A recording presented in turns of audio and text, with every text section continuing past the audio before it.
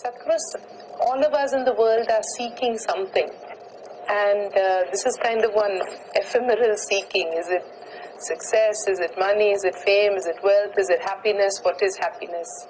Can you throw some light or guide us on this journey? See, on the surface, it doesn't matter what one may think they are seeking. Somebody may be after money, somebody after wealth, somebody after knowledge, somebody after pleasure, somebody after love, or somebody may be running after God. It doesn't matter what you seem to be running after. But if you're willing to carefully knock yourself down to the basics and look at yourself, all you want is expansion. Whatever you're today is not good enough, you want to be something more. If that something more happens, you want something more. If you look at this right now, sitting here, you clearly know no amount of expansion is going to fulfill you. There is a longing to expand limitlessly. So this may find expression in so many different ways. This may find expression either in terms of career or business, conquest, or plain shopping.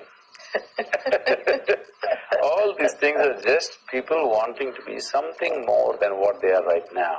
You want to include something which is not you right now as a part of yourself. This is finding expression in four fundamental ways. If it finds basic physical expression, this is called as sexuality. You're trying to include something which is not a part of you as a part of yourself. If it finds an emotional expression, this is called as love. If it finds a mental or a psychological expression, it gets labeled as greed or ambition or whatever else like that. If it finds a life expression, an energy expression, then we call this yoga. All of it is… Yoga? Yes. Spirituality, yoga. Yoga means union. Okay. Union means what is limited and what is considered limitless became one. Or in other words, you became limitless. The body and the… You became limitless, or the fulfillment of your fundamental longing has happened. Everybody is seeking the same thing. It is just through different means. Somebody goes to the marketplace, somebody meditates, somebody goes to the temple, somebody goes to the library, somebody goes somewhere else. It doesn't matter. Whether one goes to the bar or temple or wants to go to heaven, they're essentially seeking the same thing. They want… one thing is they want pleasantness. If pleasantness is achieved, then they want expansion.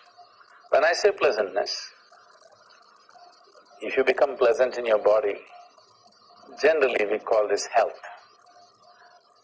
If you become very pleasant, we call this pleasure. If you become pleasant in your mind, this is generally referred to as peace. If you become very pleasant, we call this joy. If you become pleasant in your emotions, we call this love. If you become very pleasant, it's called compassion. If you become pleasant in your very life energies, this is called blissfulness. If you become very pleasant, it's called ecstasy. If your surroundings become pleasant, it's called success. So right now, to make the surroundings pleasant is a challenge because you need the cooperation of many forces. Whether you have the competence and the skills to garner that cooperation from various forces around you is always a challenge, and it's different from person to person. How much pleasantness can you spread around you is a challenging process. But to be pleasant within yourself, it should be possible, but unfortunately for most human beings it's not yet, simply because they have never understood the mechanics of how the human mechanism functions. It's never been looked at. This is something, especially those who want to become leaders in the world, those who want to hold responsible positions in the world, first thing is they must take charge of this, that they are pleasant within themselves. If you are not joyful by your own nature, you'll try to squeeze joy from people around you or things around you. In our pursuit of happiness, we are ripping the world apart, the planet apart.